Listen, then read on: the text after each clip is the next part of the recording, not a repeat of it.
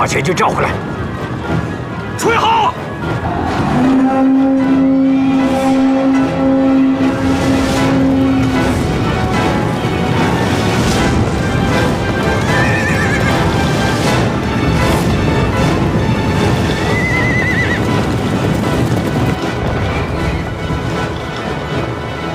守兵，后撤50里，炸！撤！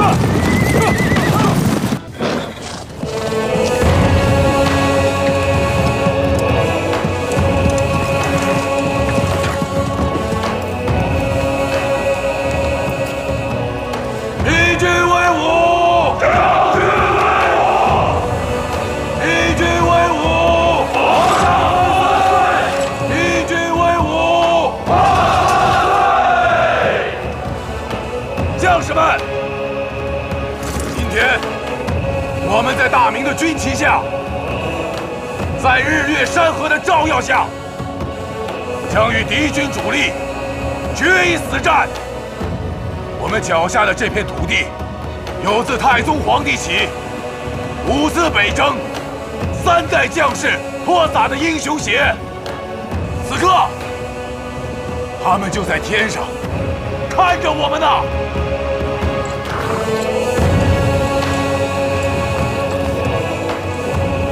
对面的敌军握着弯刀，他们做梦都想把我们的尸骨埋进他们的牧场，肥沃他们的土地，摧毁我们的房屋，践踏我们的土地。100年前他们就这样干过，现在他们又来了。我不管你们怕不怕，我们没得选。一旦退后，我们的老祖宗会在地底下抱头痛哭，因为他们的不孝儿孙，因为胆怯沦丧了他们用鲜血换来的土地。一旦后退，你们的妻儿老小将沦为奴隶，终生饱尝欺凌之苦。今天太阳落山之前，有很多人会死去。朕的最后一道旨意，如若你们看到朕落下马来，不要哀悼，不要停止冲锋，紧紧跟随军旗，握紧长矛，挥舞刀剑，誓死方休。日月山河永在，大明江山永在。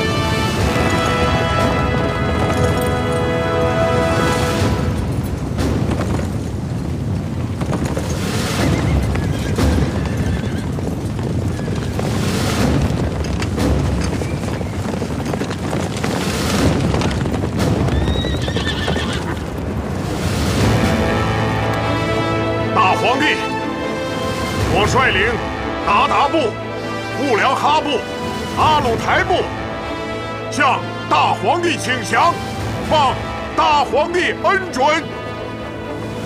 朕接受你们的请降，愿长城内外亲如一家，不起兵戈。皇帝万岁！皇帝万岁！皇帝万岁！皇帝万岁！万岁！万岁！万万岁！万岁！万岁！万万岁！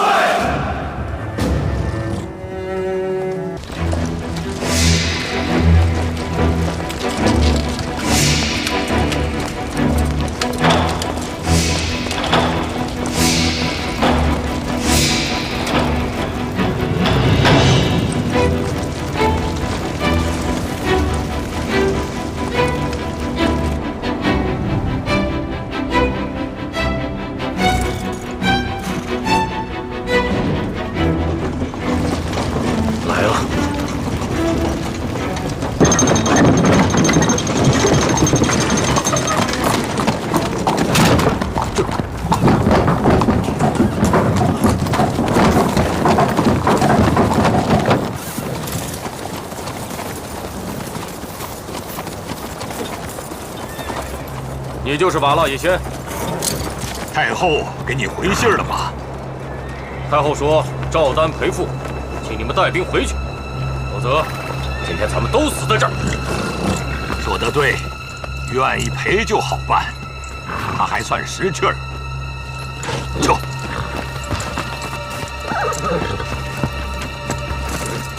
你告诉张克俭，如果我再碰到他，他就没有那么好的运气了。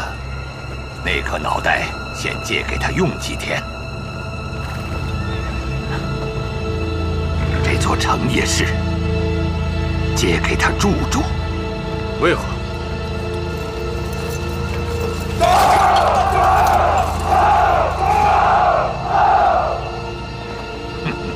翻过这座城，过黄河，就近直隶了。你们要小心呐！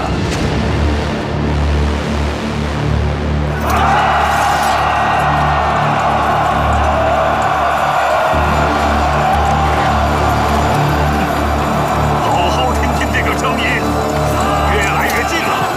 有生之日要响彻北京。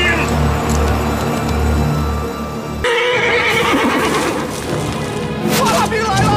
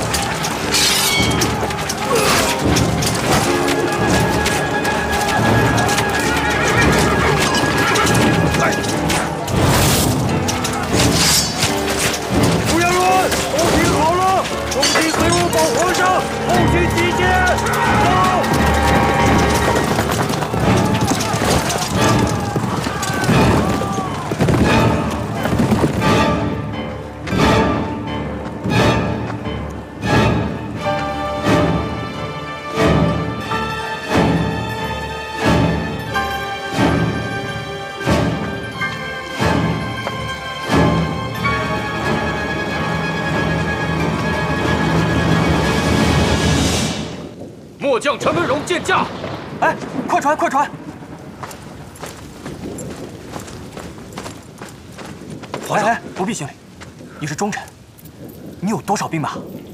皇上，只带了2000的贴身骑兵。末将听闻瓦剌大军犯驾，等不及步兵，只能先行一步。2000骑兵，朕的50万大军呢？皇上，50万大军首尾不能相连，跟没兵一样。末将就算拼了命，也要把皇上护送出去。双喜，双喜，双喜，双喜。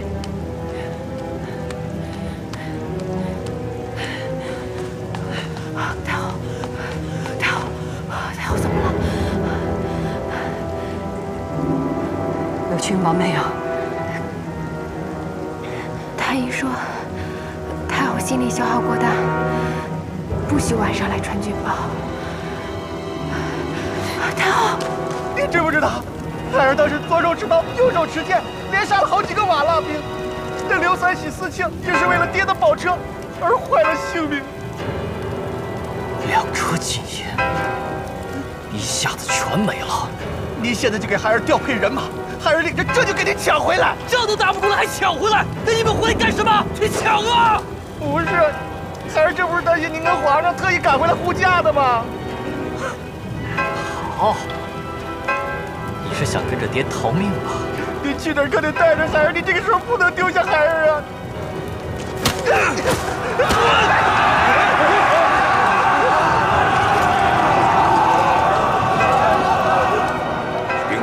行军路线怎么随便改？你说这不能这么干呀！这改变是很危险的。是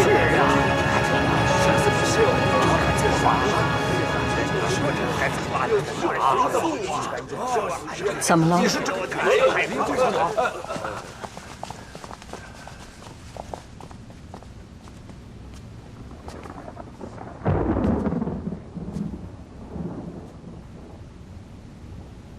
回话呀！回话，快点！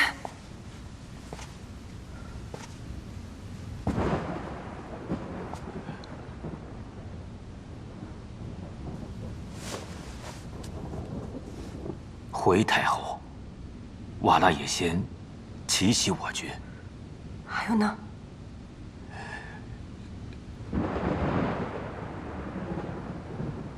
皇上被困，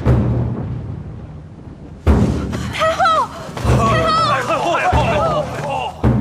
放我下来！我自己能走，放我下来！我要见皇上。皇上，哎，快抬出去！皇上，50万人啊！ 这叫怎么回事啊？末将无能，快点来人把他抬出去，抬出去啊！反正也是死。皇上救我！皇上！皇上！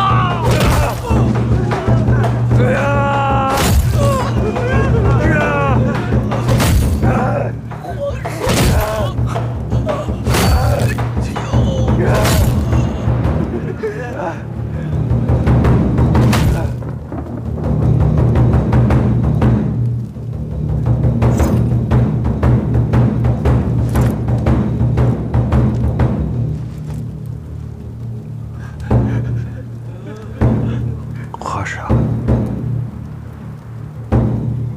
这要是死了，大明就完了。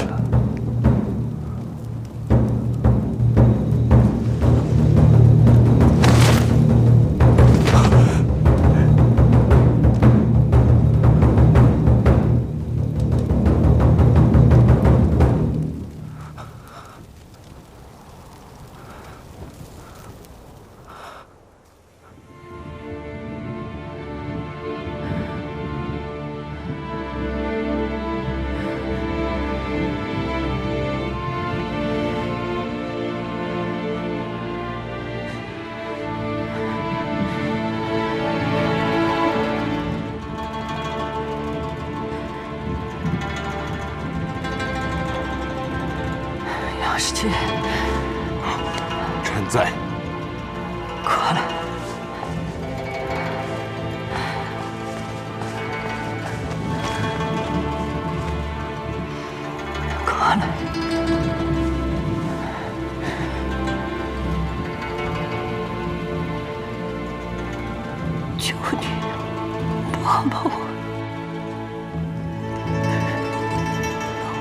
上救出来。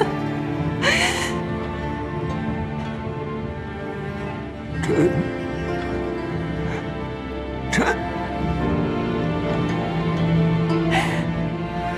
太后，太后，太后！皇上，放开我！你不能去啊！你不能去啊！皇上，放开我！这样是杀敌！危险了！皇上，危险的！皇上，放开！不得呀！放开！让开！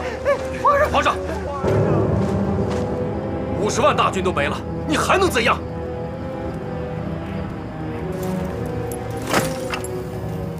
当年在朝堂上，我冲撞了陛下，蒙太后的洪恩活了下来。今天死在这里，若日后陛下有机会回去，烦请向太后说一声，咱陈文荣把账还了。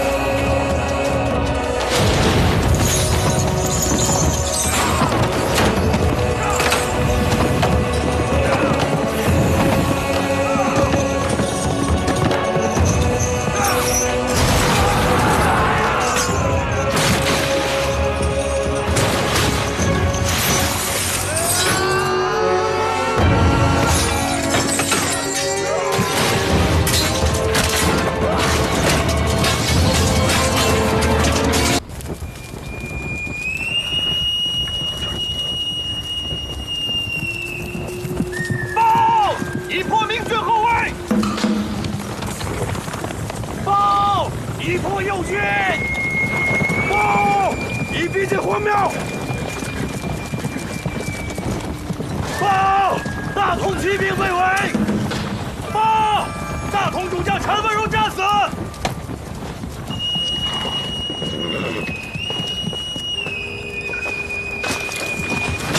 撤！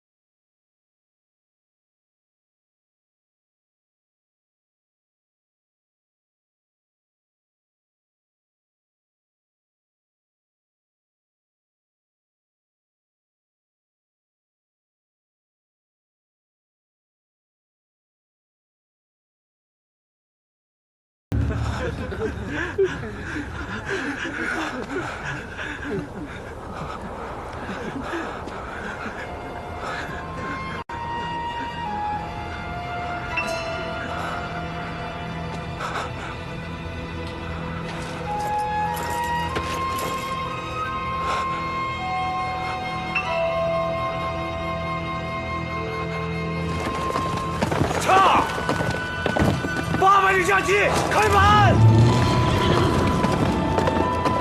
撤！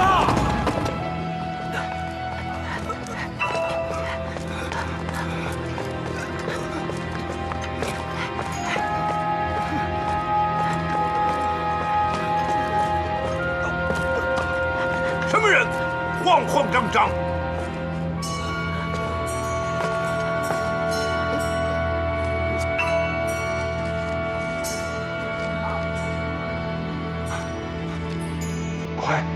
快！开宫门！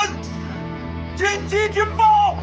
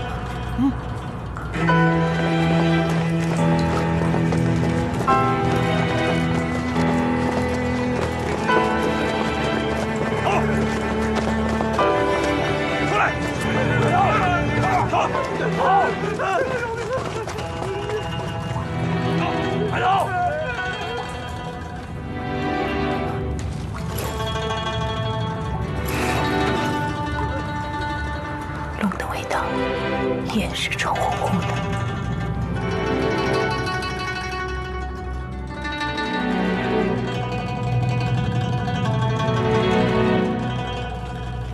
开呀！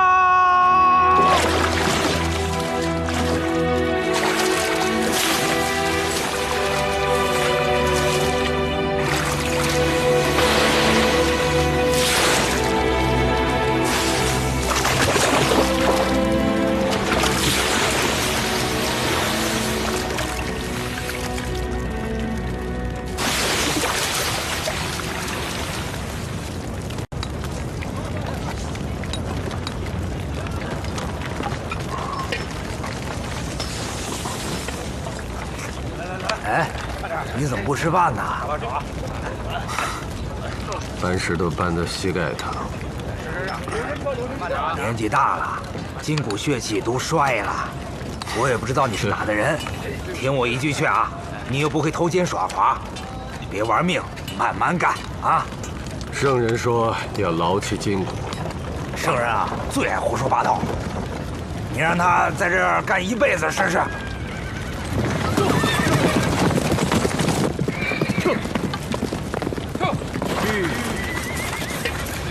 于谦，于谦在哪儿啊？于谦在哪儿？于谦，人呢？于谦呢？于谦在哪儿？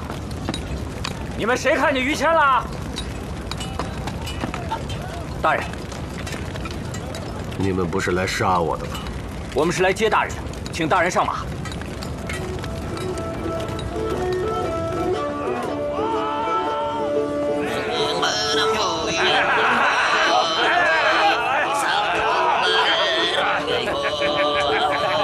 来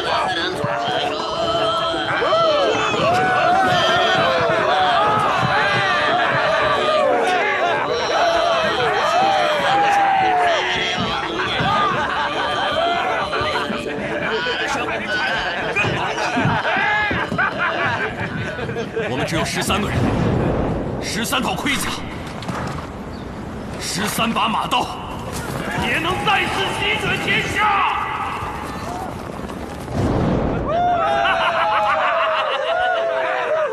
跟你们打仗，我的部落里现在已经血流成河，尸骨堆成山了。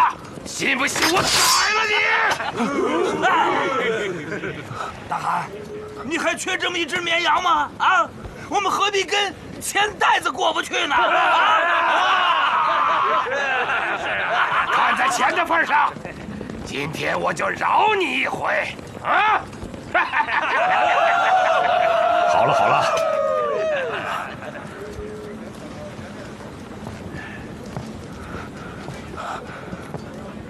我已经禀告了托托布华大汗，他率兵猛攻宣化、大同一带，你们跟我一起南下。大哥，我们收获可不少啊！我们活活的掳了个皇帝回来，还要打仗吗？你们觉得拿他管大明要多少钱合适？这些钱是哪儿来的？是从老百姓手里收上来的。大哥，这次我们打仗牺牲了那么多的兄弟，这个责任谁来负？对对对，这次是这个笨蛋皇上。如果咱们下次碰见一个聪明的皇上，他们要是把我们一直打，那我们怎么办？天无2日，哪有新的皇上？我们歼灭的这50万兵力是北京城3大营的主力，我们只要快速南下，他们的防守兵力连10万人都没有。大兵一到，他们只有渡过长江南迁，拿下江北，这是一个绝好的机会。你们不想发大财吗？想啊！回去整兵，3日之内南下。好。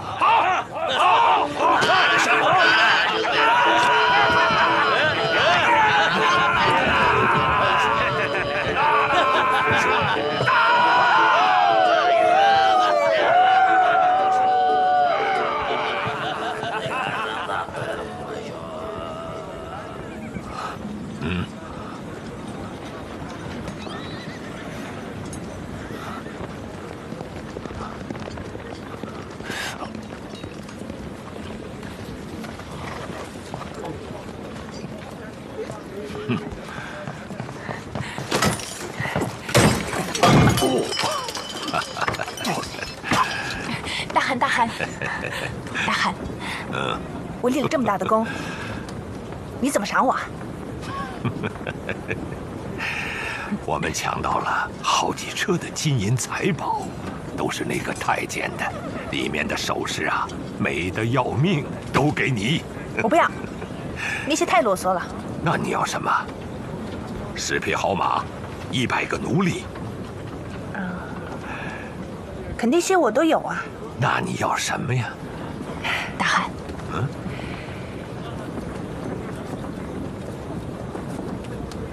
把那条龙给我成不成？别胡闹，我得拿来换钱。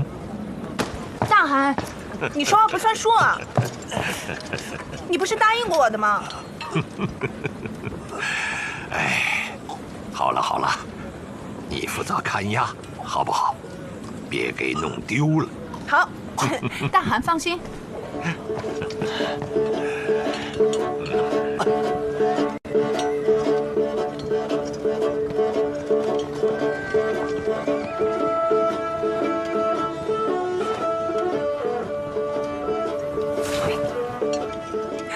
不咬人啊！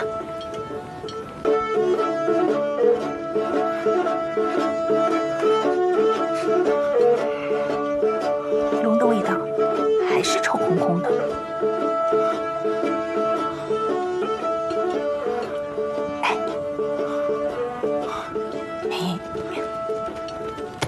走。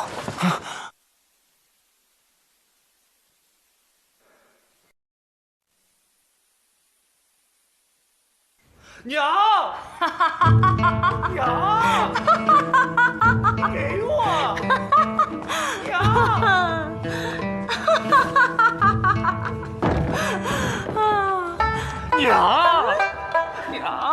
给我！你给我呀！我都多大的人了我不管，反正你输了。这不算。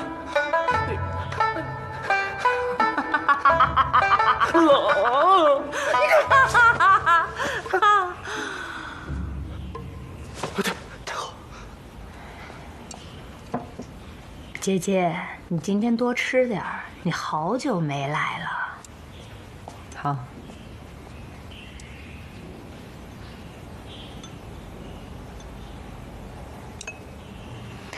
王妃呢？还愣着干嘛呀？去呀！太后都下旨了，快点儿。是。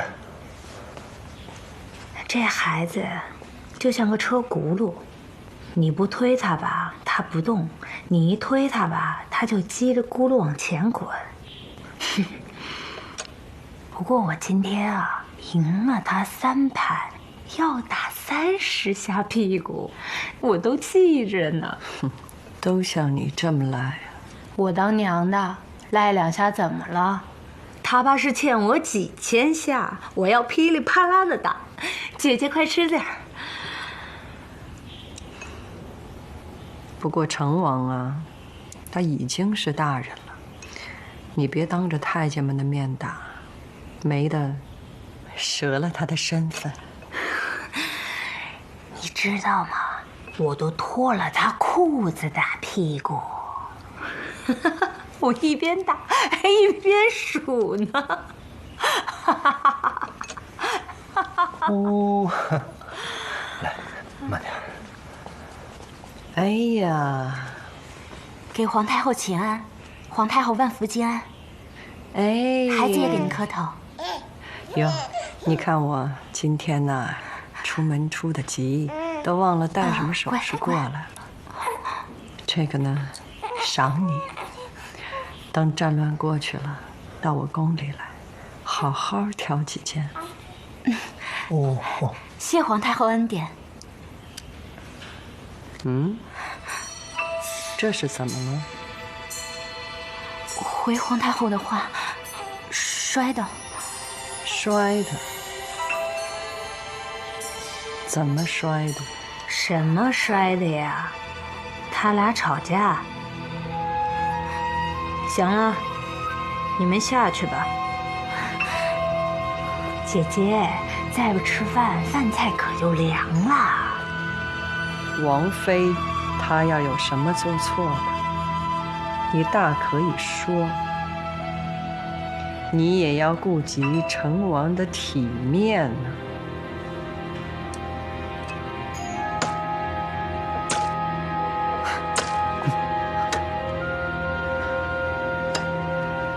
娘，体面，好体面。娘，是孩儿的错。娘，我就是不顾体面。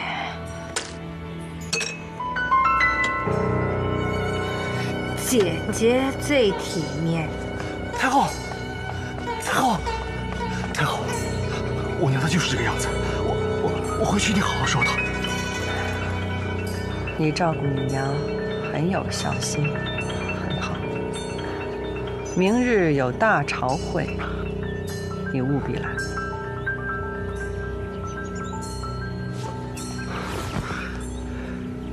恭送太后。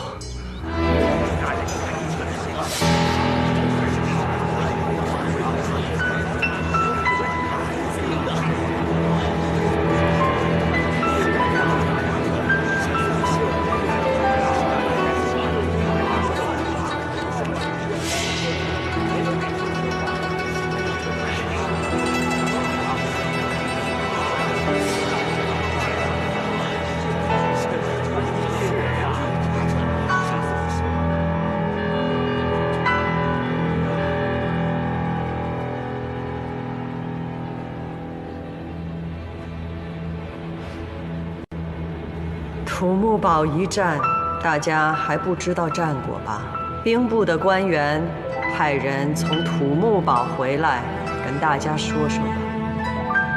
土木堡一战，我军溃败，英国公张辅战死，泰宁侯陈莹战死，驸马都尉景元战死，平襄伯李真战死，绥安伯陈勋战死，修武伯沈荣战死，都督梁城王贵战死，尚书王佐、学士张毅、侍郎丁选、王勇等52将皆战死，损失马匹20万头，衣甲、器械、辎重损失无数，全军覆没。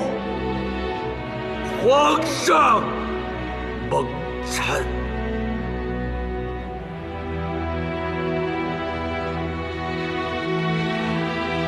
这是王振的侄子王山，打死他！打死他！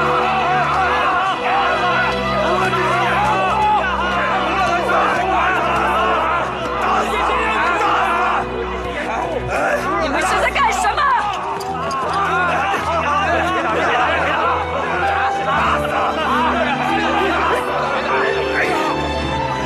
打死他！打死他！李太后，人已经死了。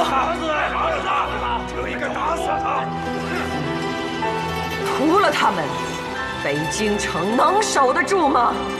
主公，皇上亲政之时，怎么没有一个人跟他说不能宠信王振？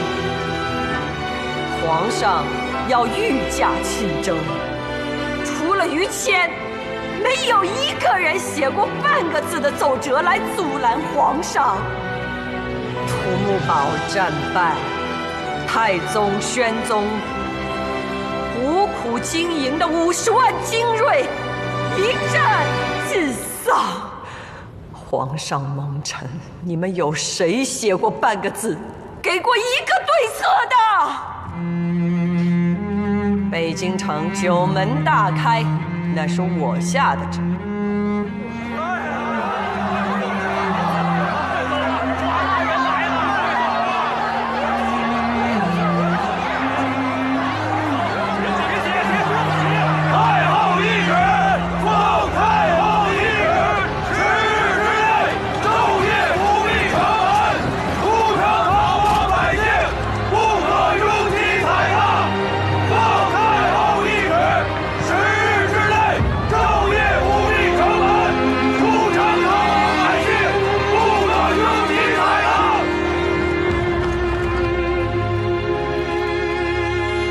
我腊野仙要送皇上回来，兵锋已经到了居庸关，到底是战是守，请诸公自决。内阁有了一个初步的方案，调山东直隶河南的军队拱卫京师，太后、太皇太后先行迁都，等京师之难过去之后，择吉日再回来。还要择吉日？现在能调动的兵马还有多少？有20万军马可用，以山东备倭兵为精锐，不惧府越。瓦剌野仙，什么时候到？兵部已经调集罗通、曹泰、韩青、郭登4将守白杨口，居庸关一线还有10日防御之期。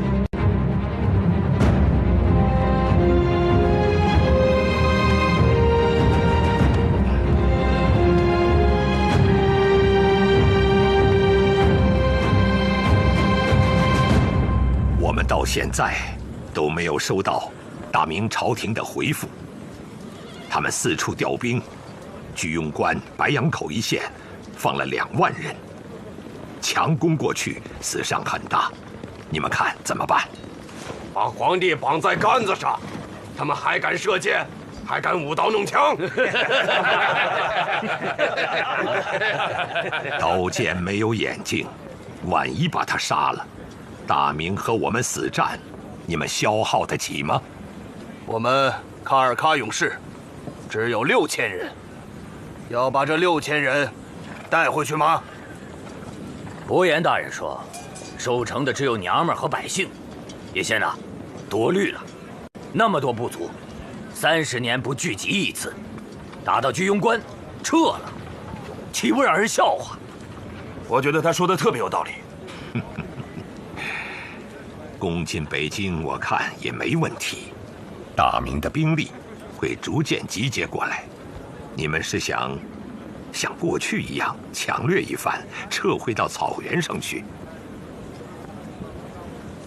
你们平时自夸是英雄无敌，喝了酒就舞刀弄枪，要杀回中原去。怎么现在不敢了？想抢掠一番，像个毛贼一样逃走吗？这场仗是野先大人打的，我们没什么功劳，要走要战，全听大人吩咐。不过，要我说，这大明在北京城营造了3代，金银珠宝多如山呐。我们还抓了他的皇帝，就算是伸手管他们要，他们敢不给吗？啊，是。好，进了北京，不要停止，兀良哈3部一路过黄河去山东，我率其他精锐过直隶，下淮河，把他们彻底从长江以北驱逐出去。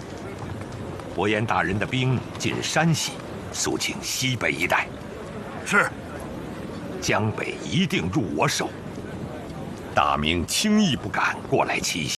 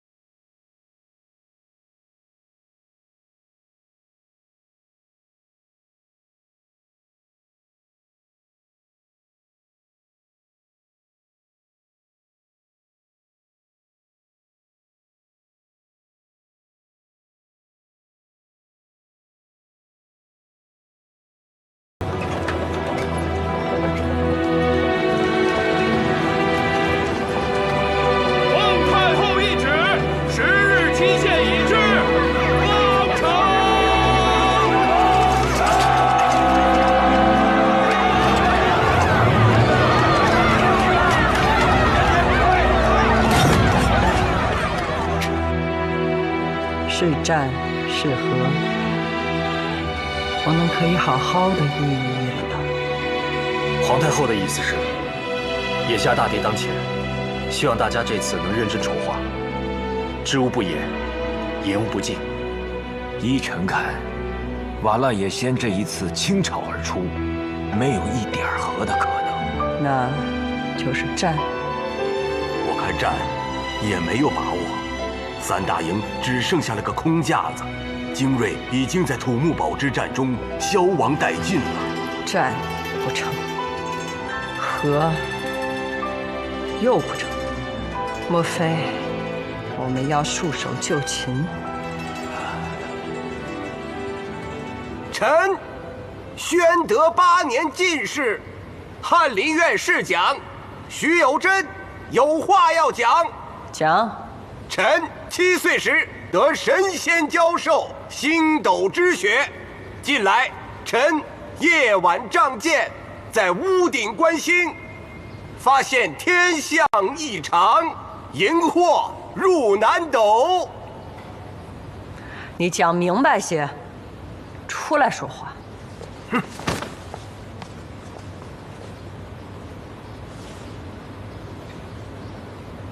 荧惑是火星，火星出现，必有战事。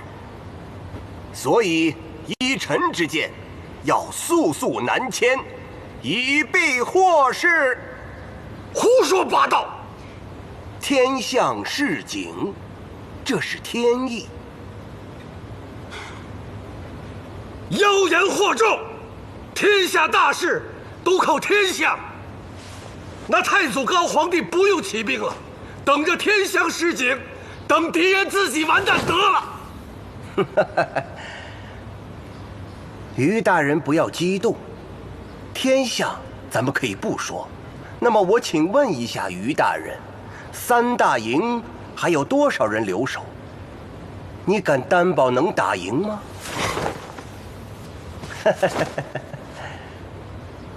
能战的，顶多也就2万人，剩下的都是老弱残兵，跑都来不及。瓦剌骑兵速度极快，脱脱不花正在攻占山西，朝廷的精锐他根本就调不回来，山东的兵短时间内也调不动。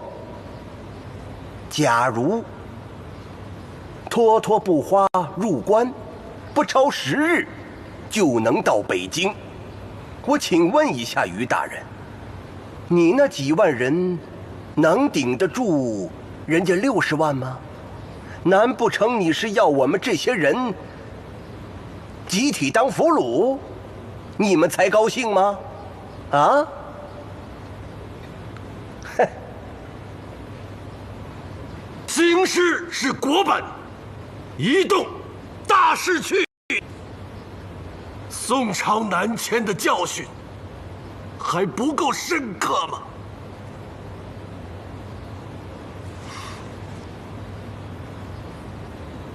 主张南迁者，可斩！行了，今天既是议事，就允许大家发表不同的看法，不要一说什么就斩。大家都继续说。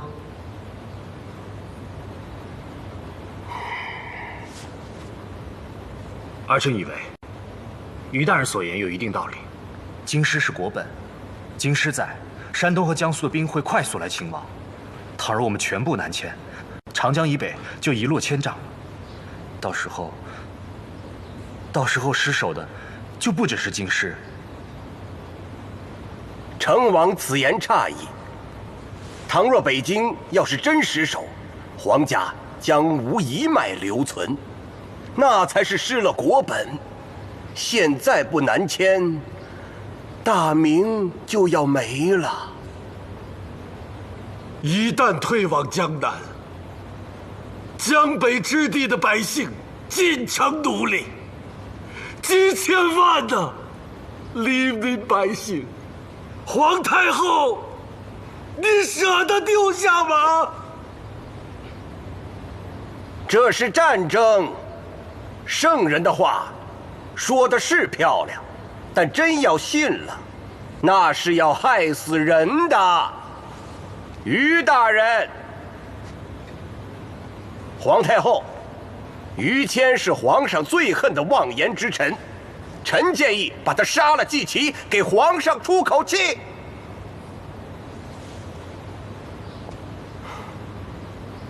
徐大人，徐大人，你是在叫我吗？啊，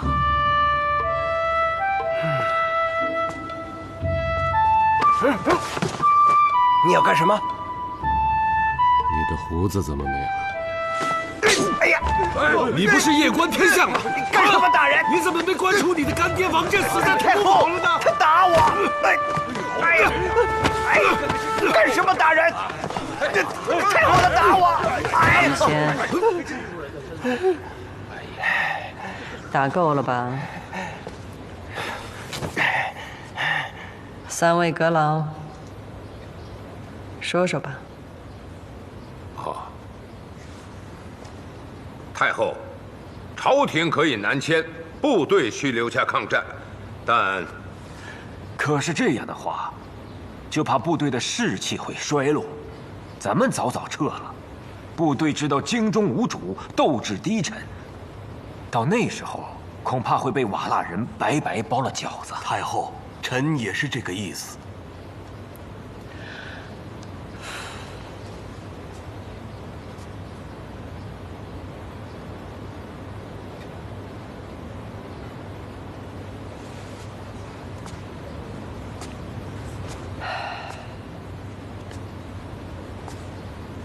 在意吧。他起来吧你！要死不死的，你等着喝呀！来，给我喝，喝！哎呀，真是！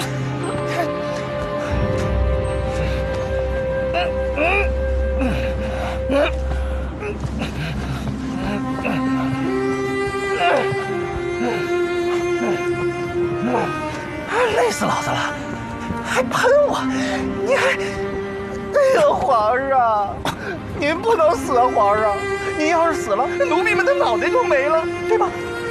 您就看在奴婢还小，您就吃点喝点吧，好吗？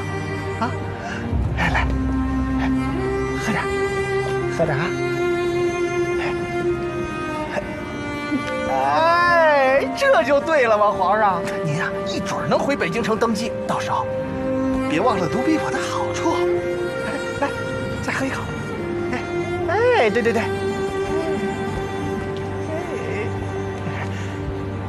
哎，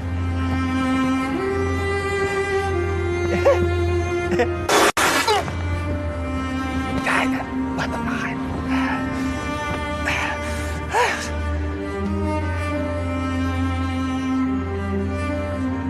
北京城是战是走，皇太后至今没有拿定主意。兵部的折子该怎么上？想听听你的意见。兵部的眼里没有和字，只有一战。打不赢嘛，就想办法打赢为止。壮哉，于谦，我们纠缠了半天，你一句话就给解决了。对呀，这天底下哪有议和的兵部啊？我拟定了一个3省调令，你们要是看着妥当呢，我就把它发下去。啊，关键现在是缓不济急呀。即使调兵顺利，也要有1月之期。北京这些兵马，面对瓦剌的虎狼之师，能不能扛过1个月去？太后口谕。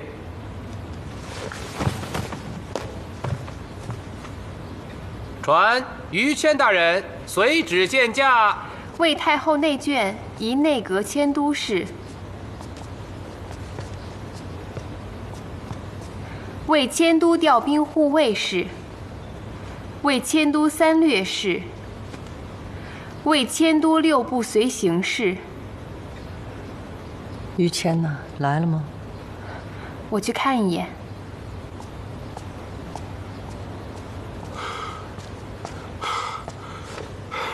找张椅子自己坐吧。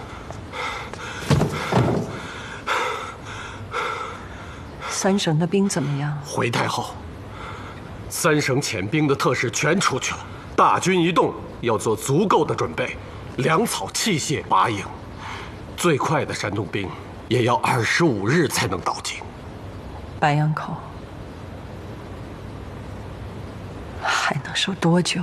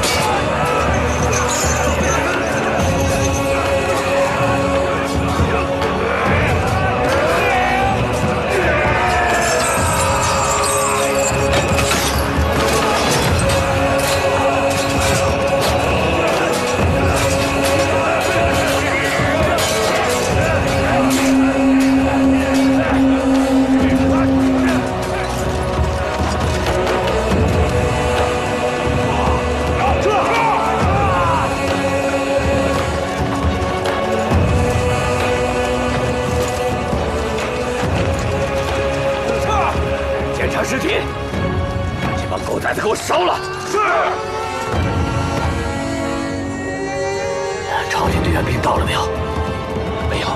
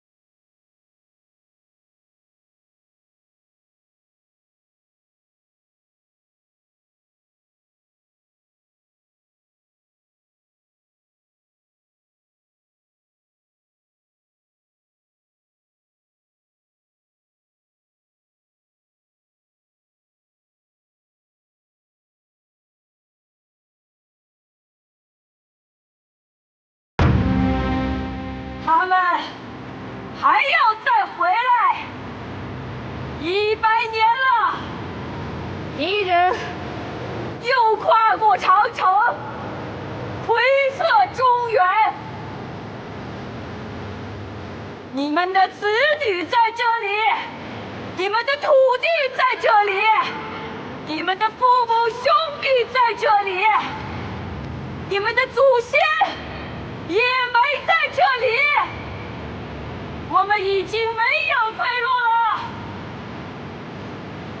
将士们，将士们，今天我要和你们一起血染沙场，我要和你们一起打3阵，赢3阵，砍倒他们的大旗，诛杀他们的上将，告诉他们退出长城，保尔全尸，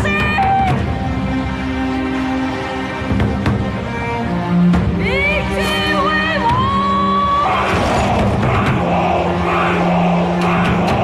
以军为伍。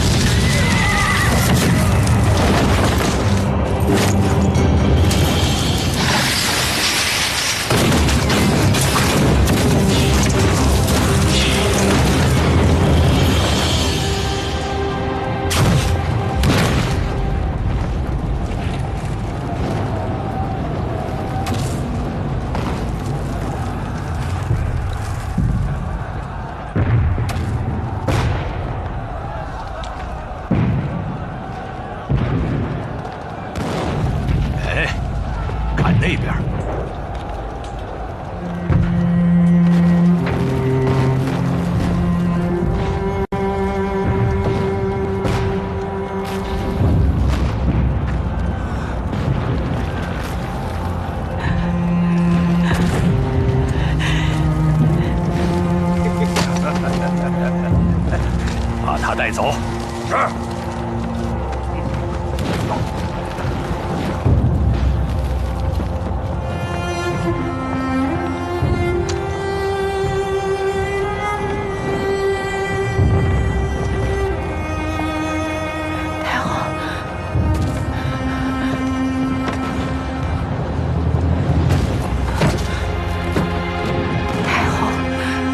老天爷保佑大明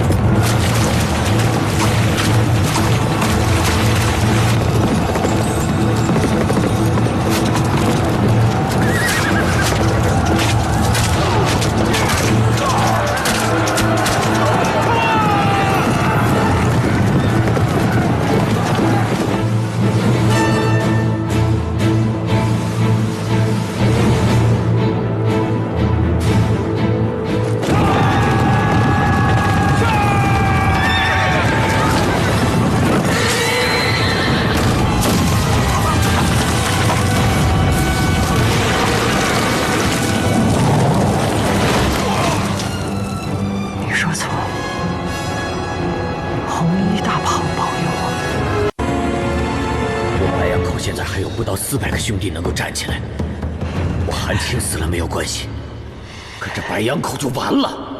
如果兵部不来救，就让他们夹着尾巴逃吧。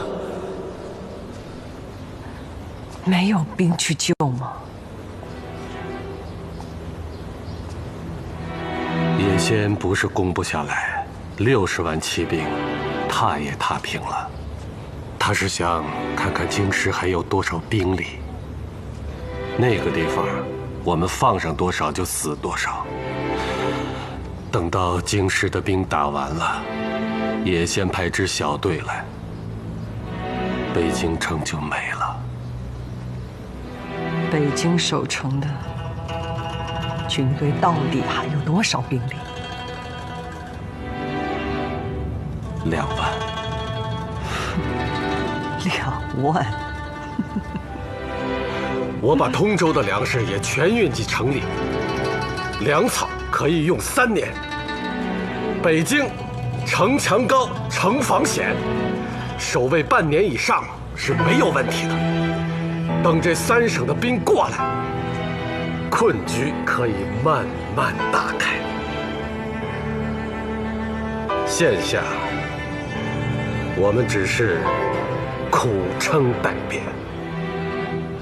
有人说，把3省的兵力调过来不妥。其实，兵临城下，打法只有一种。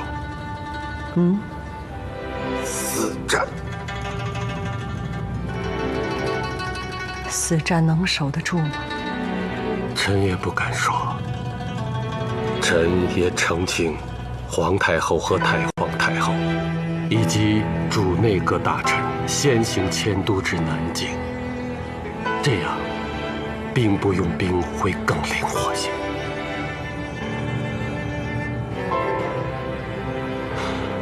皇上不在，朝廷运转不灵。如果皇太后和太皇太后有一点闪失，我们想维持南宋的局面都做不到了。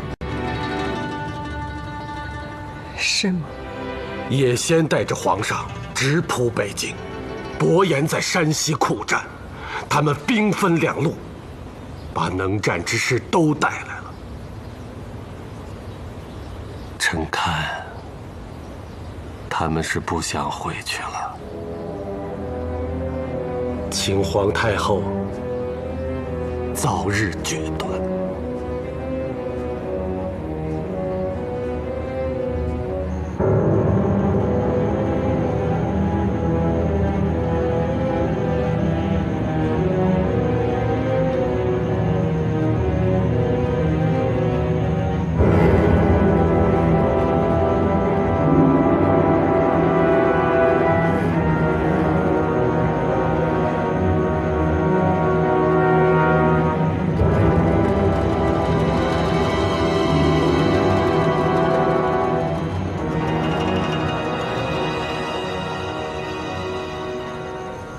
这座宫在建的时候，我就和皇上来过。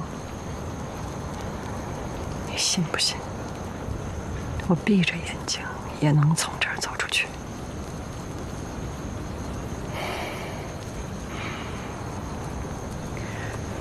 帕子，把我眼睛蒙上。老天爷，我和你打个赌，我要是能够闭着眼睛从这儿走出去，你就得保佑我的儿子平安回来。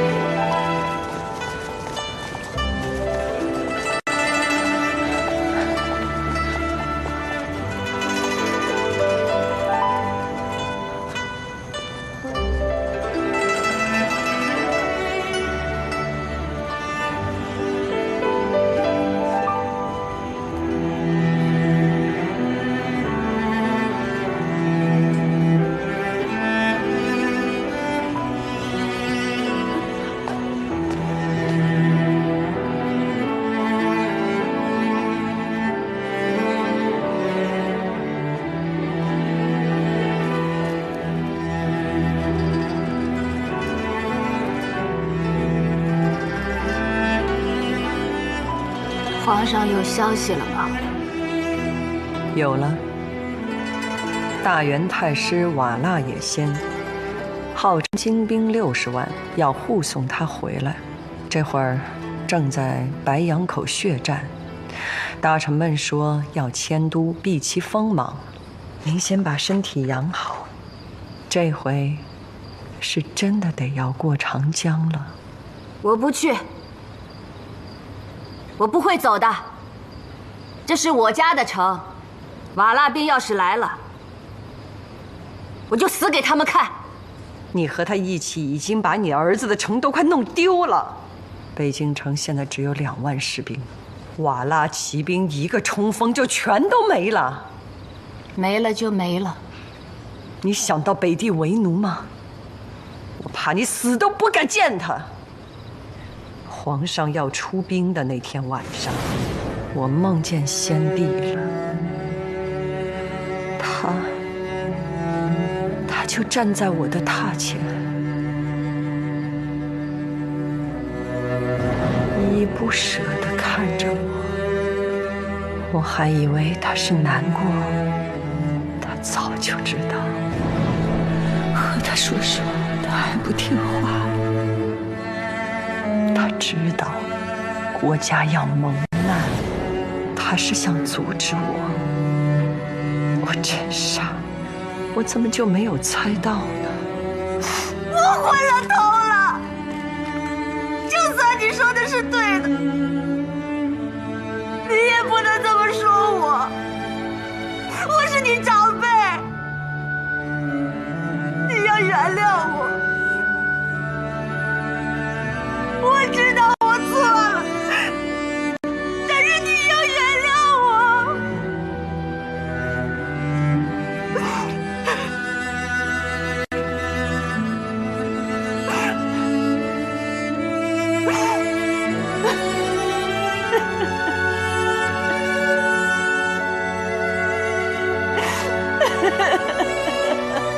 唯一不能原谅的，就是你。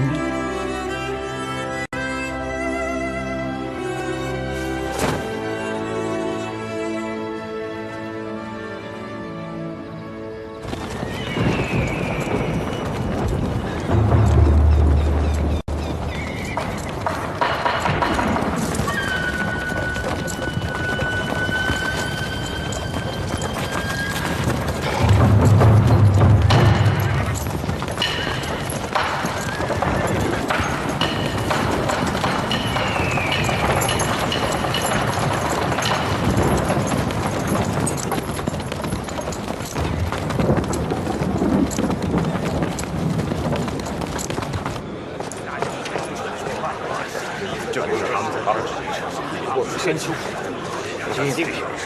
末将石亨参见于大人。石亨将军，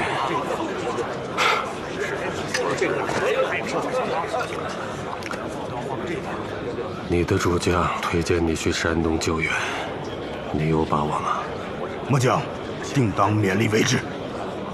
实话告诉你，已经有2批人死在路上了。说说看，能不能去？需要多少人？瓦剌兵有多少人？大概500、600骑兵。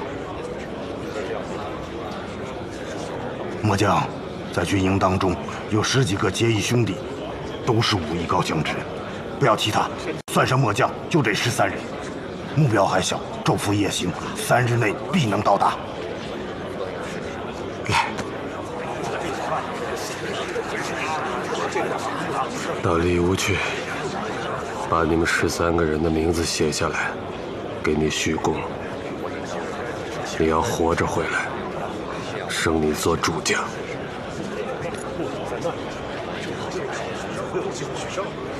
得令。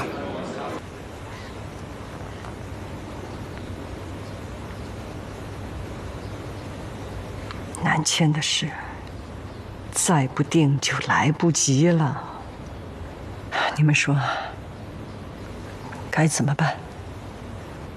不要模棱两可。太后，瓦剌野先60万军，实际上也是草原各族联合起来的队伍。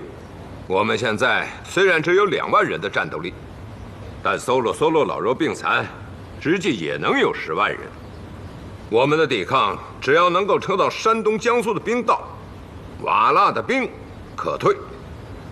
但是我们实在不敢，也不愿意拿皇太后与太皇太后的命去赌博。万一有个一星半点的差池，我们就是殉国，也无颜去地下见先帝呀。京城破城怎么办？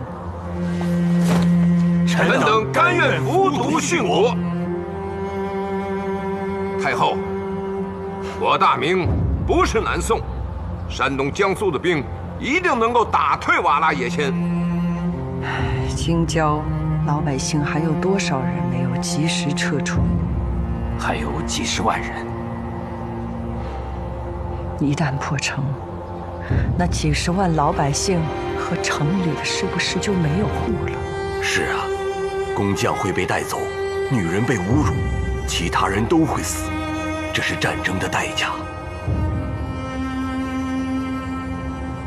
战争的代价。皇上做错了事，他已经付出代价了，但是不应该带着你们这些老臣，还有几10万的老百姓一起去付出代价。太皇太后怎么办？您真的要赌上大明朝的命脉吗？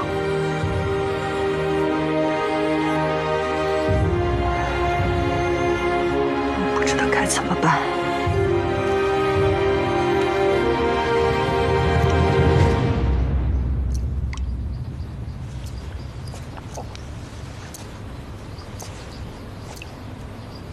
给颗长生不老丹来吃吃。想吃，自己过来拿。啊。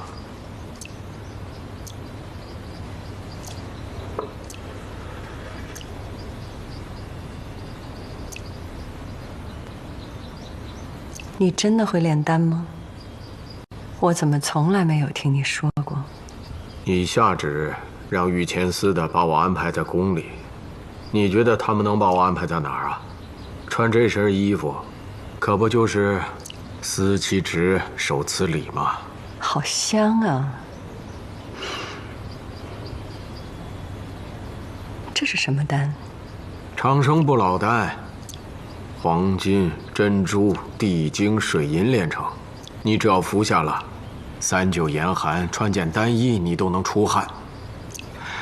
这些丹药啊，你要是吃了，明天就蹬腿见阎王。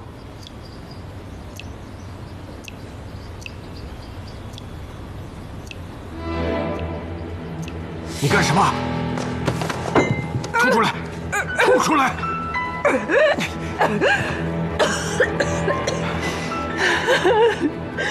为什么我这一辈子总是无路可走？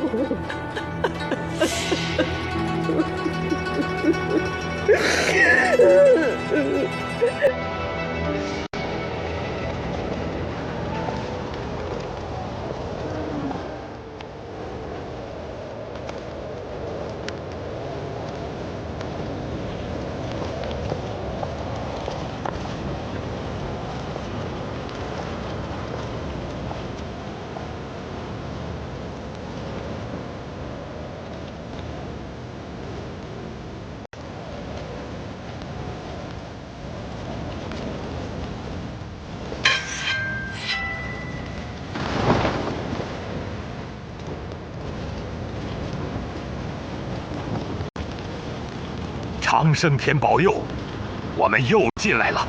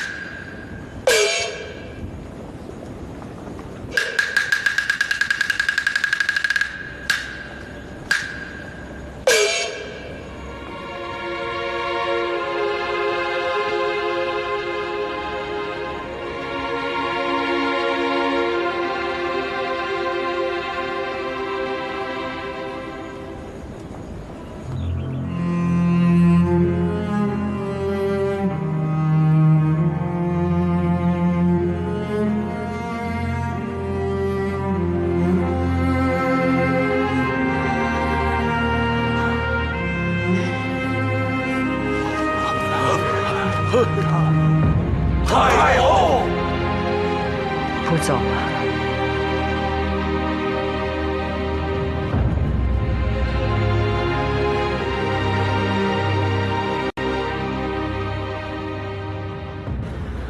这龙一直都是这样的吗？装死呗。不笑，也不说话，龙还是不一样嘛。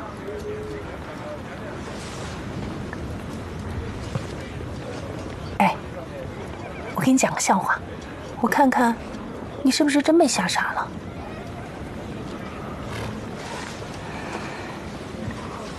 小时候啊，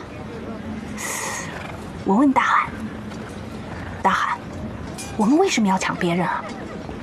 大海就跟我说：“傻孩子，草原上没有铁，打不了刀，我们刀剑从哪里来？”哦，我就明白了。我又问大海：“大海，我们抢了铁，打成刀剑，拿来干什么呀？”大海跟我说什么，你知道吗？大海就跟我说：“傻孩子，当然是用来抢劫了。”这是什么呀？你说，大海说的是不是没毛病？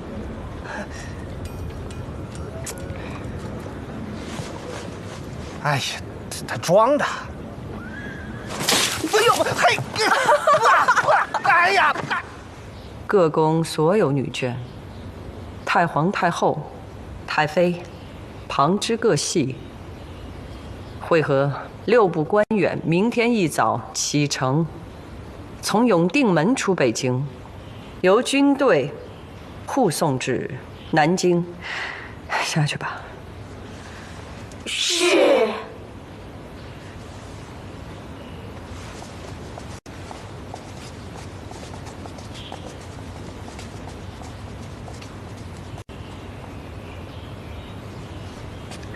我和大臣们都谈过了，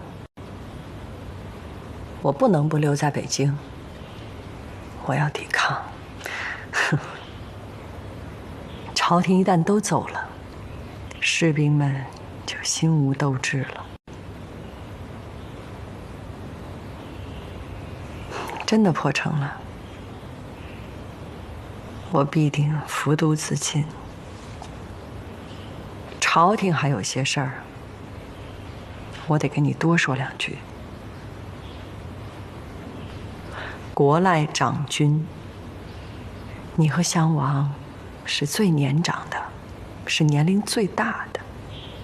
哦，你比襄王还要年长一些。是。我之所以要你们南迁，是因为万一我死了，他们可以立你为帝。现在命你监国也是重任，你不要来为我们报仇，要以恢复华夏江山为业。太后，你一个人独守空城，让我们逃走？我不走。我年龄最长，我可以上阵杀敌的。我可以跟我娘商量，我得护着你。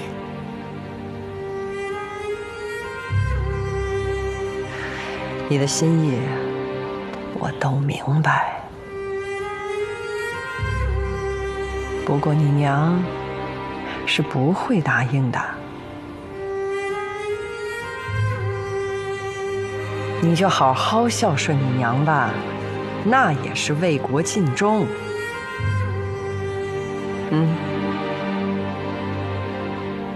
还有一句话，你且听着。如果我死了，你要把这话说给别人听。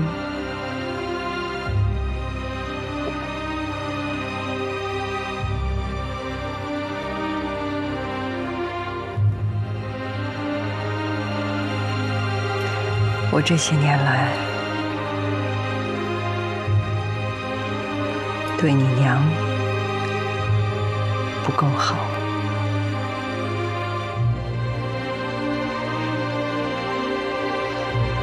也做了很多的错事儿，我让皇帝出征，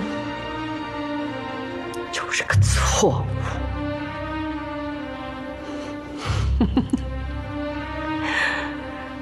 我咎由自取的。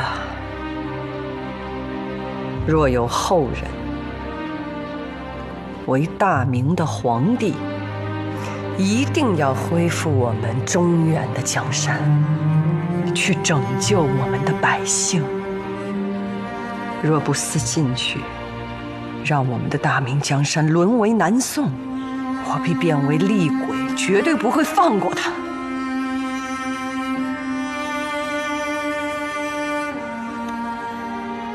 是。太后，你把我留下来吧，我来护卫大明江山，不能没有太后啊！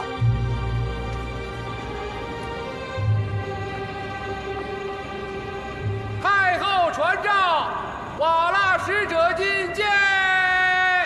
大明皇帝已有旨意，尔等需遵旨奉行，退出城垣，退往江南之地，罢兵修好。尔等若不遵从，大兵一至，灰飞烟灭，人民土地皆为灰烟。3日之期，派尔答复。大元国太师瓦剌也先首字。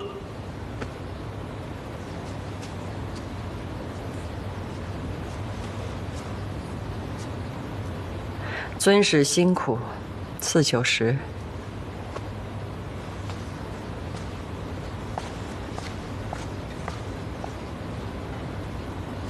议吧。太后，既然决意一战，何意之有？只是皇上蒙尘，让大家心里不安呐。哼，不安，不安的是我。金银珠宝换不回皇上，他们就是想让我们退往江南。将来史书上会怎么写？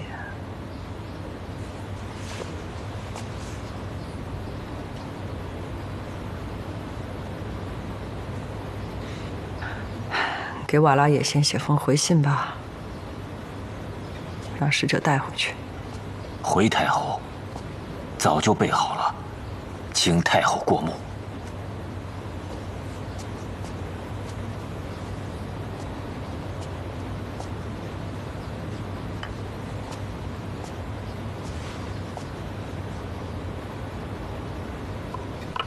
写那么长干嘛？不必了。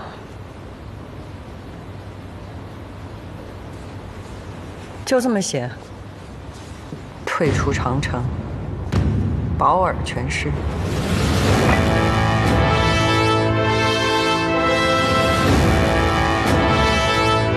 皇太后有旨，瓦剌也先听着，退出长城，保尔全尸。皇太后有旨，瓦剌也先听着，退出长城，保尔全尸。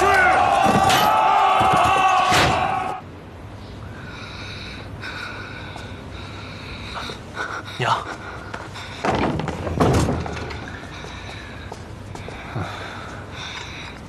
哎呀，又南迁了，太后不去，你知道吗？我问你话呢。我知道了。那你是南迁还是留下来啊？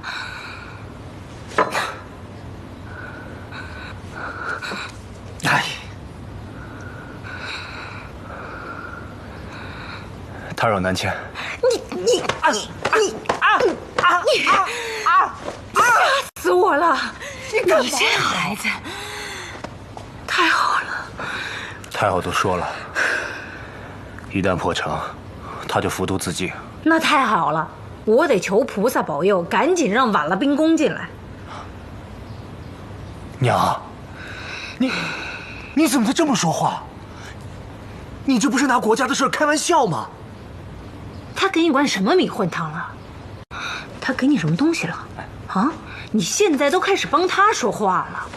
真没有。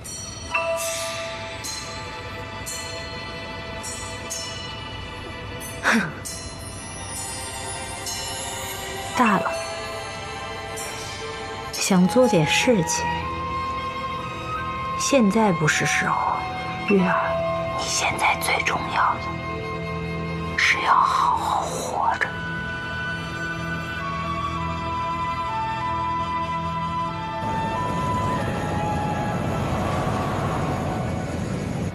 瓦剌大军已经越过居庸关，深入我腹地。为什么他们还没有攻到？他们不攻北京。嗯？北京城高，防守完备，粮草充足。瓦剌兵不善于攻城，他们没有大型的攻城器械。我要是野先，一路出直隶，席卷河北，一路过黄河，阻断山东救兵，荡清河南河北，兵锋西指，破终南山，扫荡西北。以有力一部配合脱脱不化，攻大同，入宣化，会师晋阳，两路合并，封锁长江。北京城只不过是个熟透的果子，这场仗没打就先输了。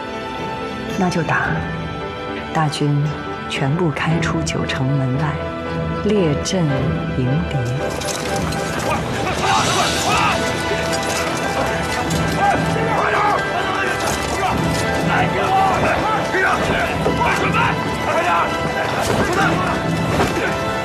锦衣卫巡查城内，凡有查到盔甲士兵不出城作战者，格杀勿论。9门为京师门户，分派诸将守护，如有丢失者，立斩。安定门陶瑾在，东直门刘安在，朝阳门朱英在，西直门刘据在，正阳门李端在，崇文门刘德新在，宣武门汤杰在，阜成门顾兴祖在，德胜门于谦。德胜门在北京北面，正对叶先大军。咱们按规矩来，于谦加兵部尚书衔，统一指挥北京保卫战。凡有军令所到之处，包括我在内，军民一体遵行。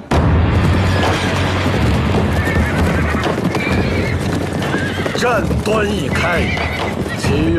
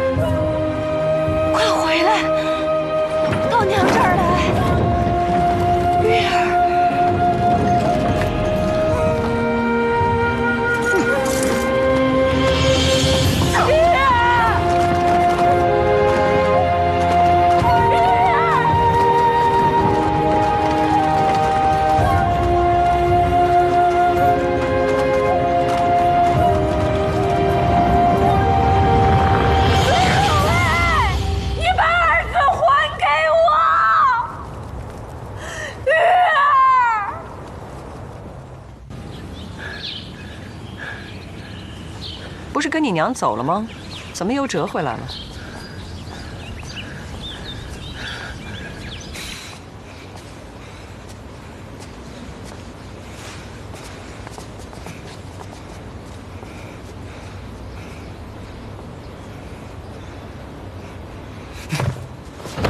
只要离开我娘，我宁愿战死沙场。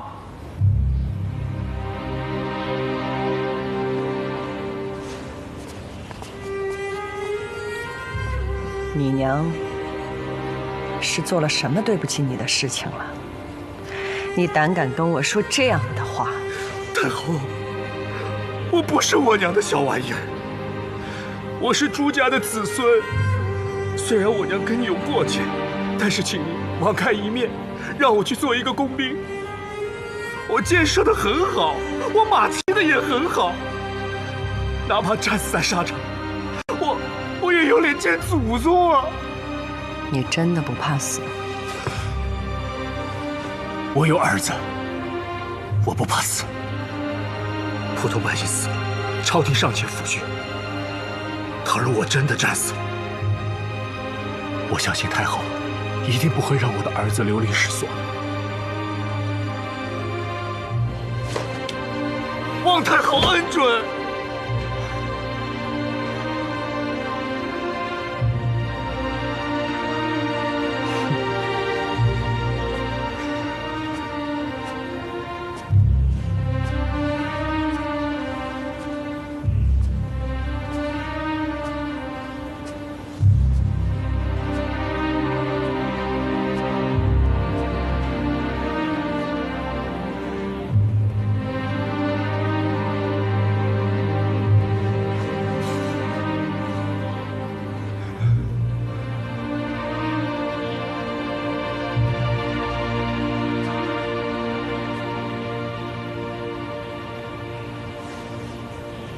战场上，刀枪无眼，飞剑如簧，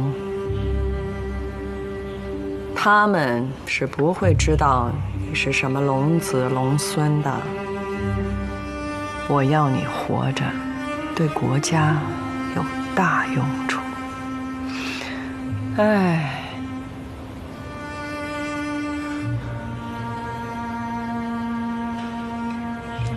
何苦呢？要在战场上白白的死。真到了城破的那一天，要立地，不是还有襄王吗？我姓朱，朱家的男人还要血性，还愿意为国效忠。我不能逃走，让太后一个人独撑大局。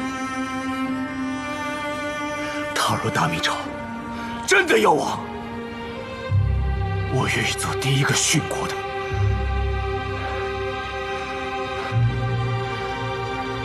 好，有骨气，去找于谦吧，哪怕做个工兵，只要在战场上英勇杀敌，我必不负你。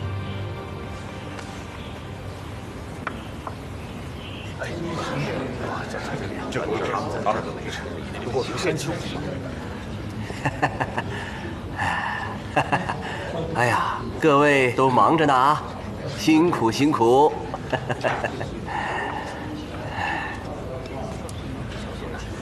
好计策呀！是啊。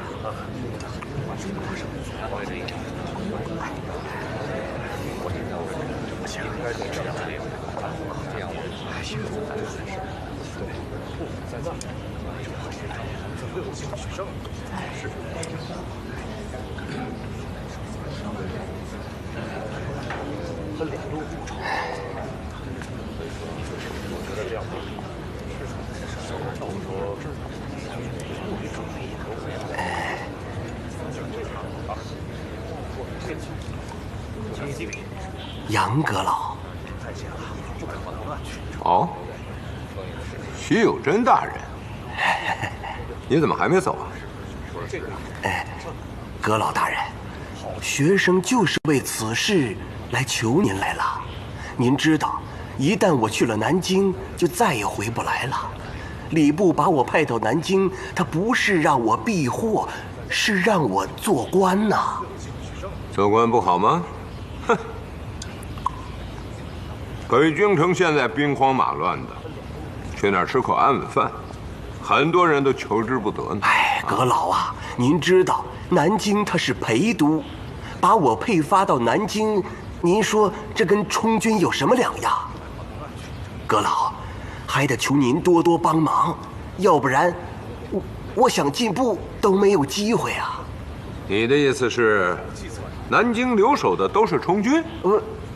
哼，这个玩笑当真有点意思啊。所以不管怎么说，还求阁老大人，您一定得把我留到北京。我还想为朝廷效力，哪怕是管个粮食、军需库什么的，都行。这你得问问于谦啊。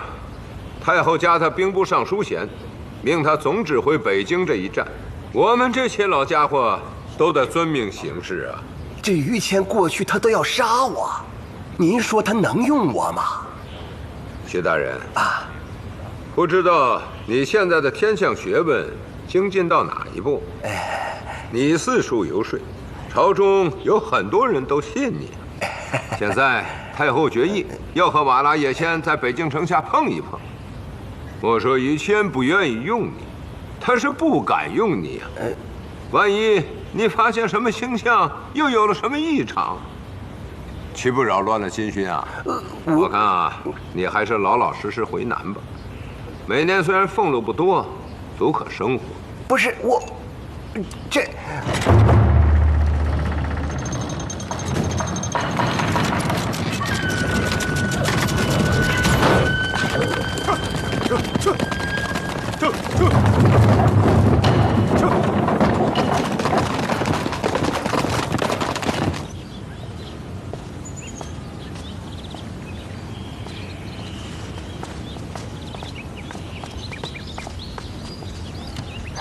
你们这是干什么呢？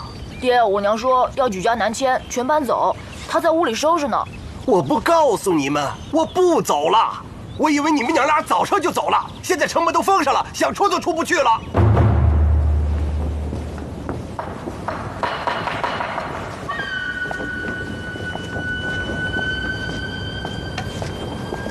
瓦剌使者觐见。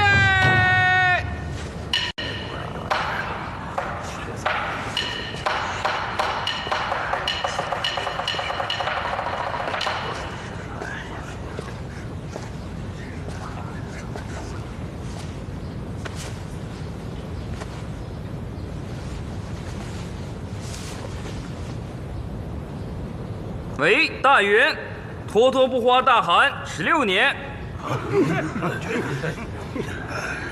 太师瓦剌也先至孙太后属尔等妇人，兵不满5万，粮不足1年，百姓逃亡，文武离心，大势已去，何敢挡我铁骑？为念尔等不安兵事，日常又以胭脂水红为伍，言有不当，未可生罪也。南迁可解刀刃之难，天下万民必赞太后之仁德。大元太师瓦剌也先顿首再拜。还真是无礼啊！无礼？太师千里迢迢地把你们的皇帝送回来，那可是你们的龙啊！太后难道不打开城门欢迎吗？脱脱不花大汗的大军几个攻克大同，席卷整个中原。不错，皇帝是我们的龙，是天子。可这条龙还没有长大，他做错了事，被你们给抓住了。你们不会以为这样就是赢了吧？不会的，你们越过长城的那一天，就是你们的死期。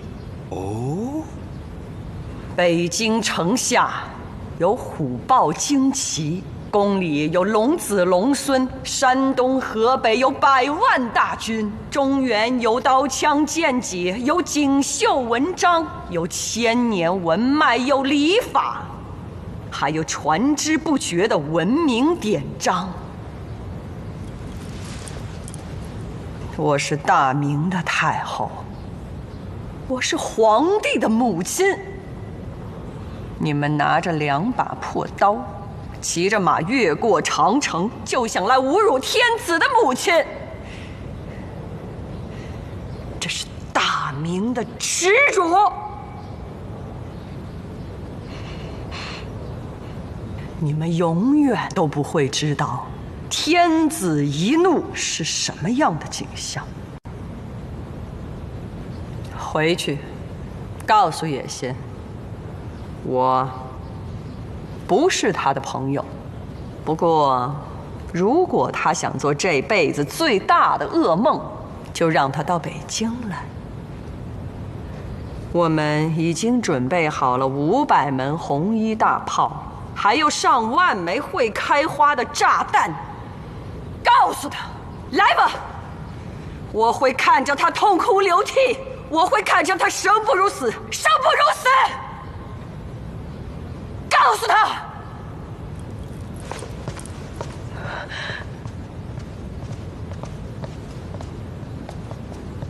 那就看看是我们的刀快，还是你们大炮厉害。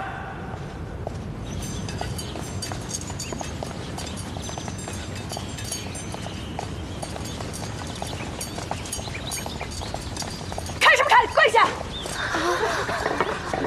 我是大明的太后。他怎么敢？我是大明的太后，我是大明的太后。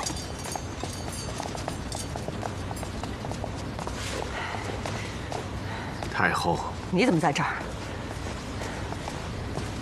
不是太后让我到的吗？封你为博前司监事，即刻出京，由海路至江南，整顿水师军备。你可以领旨了。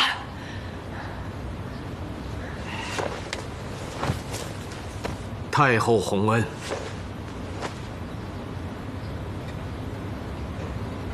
趁京城还没被围，赶紧出去吧，带你的船走吧。我恐怕没法遵旨，太后不能把我轰走。好，现在又不遵旨了，你知道你会有什么样的下场吗？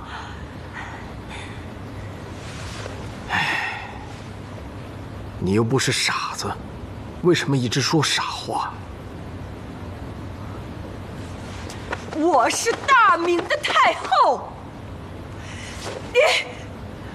我知道，你是我在这世上唯一要守住的人。我要是现在走了，我就一无所有了。我不能这个时候走，我会陪着你，我哪儿也不去。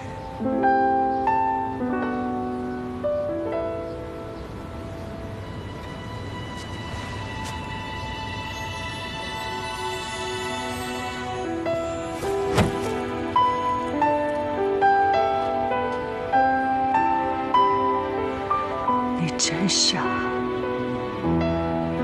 这样的处境还不逃走？若是我早就逃了。我要是能逃走，我要逃到你的船上，去波斯，去大邑，去山中老人的遗迹，去千奇百怪的地方。真傻。